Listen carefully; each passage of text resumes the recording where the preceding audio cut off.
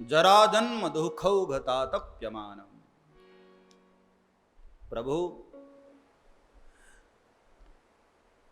ये तीन दुख मुझे बहुत परेशान कर रहे। जरा जन्म दुखौघता तप्यमानम। एक जरा यानी बुढ़ापे का, एक जन्म का और एक मृत्यु का, जिसको भगवान श्री कृष्ण गीता में कहते हैं जन्म मृत्यु जरा व्याधि दुख दोषानुदर्शनम। चार दुख जो है प्रत्येक मनुष्य को परेशान करते ही हैं। चार दुख। बाकी तो जीवन में बहुत सारे दुख हैं भाई, हां, लेकिन ये चार दुख मुख्य हैं। जन्म, मृत्यु, जरा और व्याधि। एक जन्म का दुख होता है। जन्मत मरत दुसह दुख होय। जन्मते समय बालक को बहुत दुख होता है, बहुत कष्ट होता है। जन्मत मरत दुसह दुख हो, बहुत असहनीय वेदना। ऐसा नहीं कि जन्मते समय केवल मां को ही दुख होता है। मां को दर्द होता है वो ठीक है, मां को बहुत दर्द, बहुत वेदना होती है, लेकिन कभी बच्चे को भी देखो, जन्म लेता है ना, बिल्कुल मरे हुए की तरह। वो तो बाद में ठोक पीट करके उसको जरा रुलाया उलाया जाता है, बाकी तो हालत खराब हो जाती है बच्चे को जन्म लेने पर। प्रसव जब होता है तो जीव को बहुत कष्ट होता है, बहुत दर्द होता है। बाबा तुलसी ने तो यहां तक कहा कि जैसे 1,00,000 बिच्छू डंक मारे, उस वक्त जो वेदना, उस वक्त जो पीड़ा होती है, ऐसी पीड़ा जन्मते समय होती। जन्मत मरत दुसह दुख होए। और मृत्यु समय तो फिर आदमी कितना असहनीय वेदना से गुजरता है, भयानक पीड़ा होती है। मौत के समय जब प्राण निकल रहा होता है, उस वक्त इतनी असहनीय पीड़ा होती है साहब। महात्मा गांधी जैसा इतना बड़ा अहिंसक, इतना बड़ा अहिंसा का पुजारी, उनके आश्रम में कहते हैं एक बछड़ा 3 दिन से तड़प रहा था, प्राण नहीं निकल रहे थे, तो इतना बड़ा अहिंसक पुजारी भगवान को प्रार्थना करने लगा, महात्मा गांधी जी, कि हे प्रभु इस बेचारे को अब उठा लो। इतनी भयानक वेदना होती। जन्मत मरत दुसह दुख होए, बड़ी असहनीय पीड़ा। और 2 पीड़ा और है, जरा और व्याधि का। रोग कोई भी हो शरीर में मेरे भाई बहन, कितनी पीड़ा होती है। हाँ, छोटी सी सर्दी हो जाए आदमी कितना परेशान हो जाता है। शरीर में कफ वात पित्त ये तीनों जब डिस्टर्ब हो जाते हैं, बिगड़ जाते हैं, तो आदमी का शरीर रुग्ण होता है और बड़ा कष्ट पाता है। कोई भी बीमारी बहुत पीड़ा देती। व्याधि, रोग और वृद्धावस्था का, बुढ़ापे का बहुत कष्टकारी होता है बुढ़ापा। जुवानी में हम लोगों को इसका अनुभव नहीं होता है। हाँ, ऐसा लगता है कि भाई सब एक दिन ऐसे ही रहने वाला है। नहीं प्यारे, एक समय आता है जब तुम्हारे ही बच्चे तुम्हारे मरने की प्रतीक्षा देखने लगते हैं।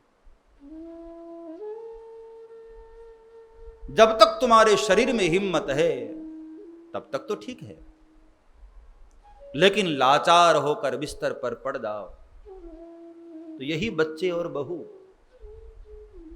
आपस में बातें करते हैं कि ये दादा कब मरे यार, वो कमरा खाली हो। पूरा घर परेशान हो रखा है उसकी सेवा करते करते। चारों तरफ स्मेल आ रही है, बदबू आ रही है, थूक थूक करके घर को बर्बाद कर दिया है। यही बच्चे, मैंने दुनिया में ऐसे बहुत अनुभव किया है साहब, बहुत घरों को देखा है। जिन बच्चों को बाप ने उंगली पकड़कर चलना सिखाया, जिसके कंधे पर बैठकर कभी बच्चे खेलते थे, वही बच्चे एक दिन अपने बाप के मरने के लिए जल्दी से जल्दी गौदान करवाते हैं, कुछ उपाय करते हैं कि जल्दी से ये चला जाए।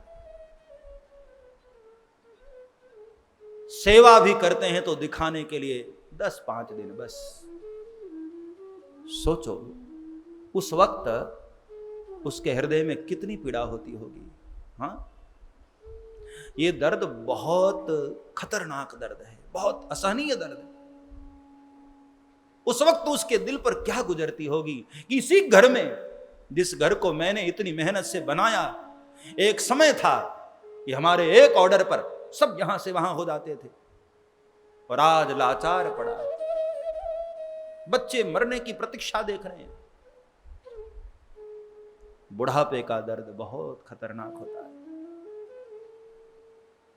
इसलिए मैं तो भगवान को कहता हूं कि मालिक, जब तक हाथ पैर सलामत है तो 70-75 तक तो उठा ही लेना चाहिए।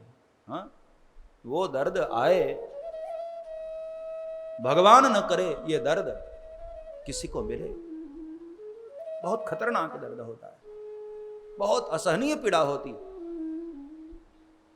आप जानते हैं ना, वाणी का दर्द दिल में जरा ज्यादा गहरा लगता है। हमारे ही बच्चे, हमारे ही बहू बेटियां इस तरह बोले कि भगवान न जाने कब इसको उठाएगा। हाँ, पड़ा हुआ है बिस्तर पर, ये मरे तो हम भी जरा निश्चिंत हों, हम भी जरा फ्री हों। ऐसी बातें होने लगती। ये सब सुनने से अच्छा है मेरे भाई बहन, भगवान को प्रार्थना करना कि मालिक उसके पहले जरा अपने चरणों में बुला ले। जाना तो है ही, ये तो नितांत सत्य है। 4 साल पहले जाओ कि 4 साल बाद में जाओ, जाना तो सबको। मृत्यु जीवन का नितांत सत्य है। इसलिए ईश्वर को प्रार्थना करना कि मालिक जब तक हाथ पैर सलामत है तब तक उठा लेना। बहुत जन्म मृत्यु जरा व्याधि दुख दोषानुवर्तनम। ये ब्राह्मण देव भगवान भोलेनाथ के मंदिर में प्रार्थना करते हैं कि मालिक, हे भोलेनाथ, हे उमानाथ, हे भवानीपति, हे नीलकंठ, मैं बूढ़ा हूं, कई जन्मों से मैं यात्रा करता रहा हूं, जन्मत मरत ये बहुत कष्ट मुझे प्राप्त हो रहा है, जन्मों से ये सब वेदनाएं मुझे रुला रही हैं बाबा। हे शूलपाणी, मेरे 3 दर्द को, 3 दुखों को मिटा दो। अब इससे एक बात तो प्रमाणित हो गई कि ये वैदिक ब्राह्मण बूढ़ा है।